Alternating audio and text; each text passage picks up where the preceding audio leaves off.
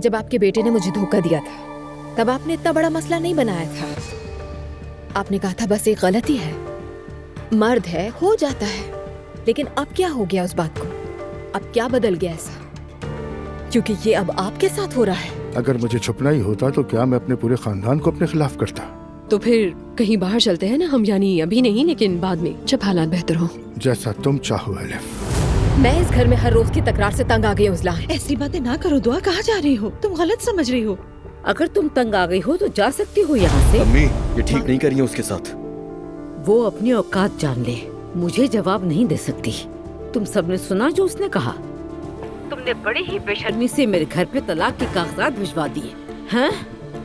खुदा तुम्हें गलत करेगा इंशाल्लाह। मुझे उस वक्त से नफरत हो रही जिस वक्त मैंने तुमसे मोहब्बत की। मैंने तुम्हें सब बता दिया था मरियम, ऐसा मत करो। तुमने क्या बताया था? क्या बताया था तुमने? मैं मर जाना पसंद करूंगी लेकिन तलाक नहीं लूंगी, सुना तुमने? आप ऐसा कैसे कर सकते हैं? अम्मी कितनी परेशान है आपको पता भी है?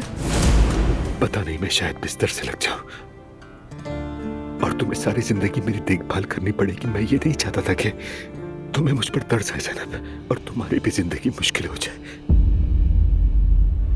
मैंने तुमसे झूठ बोला।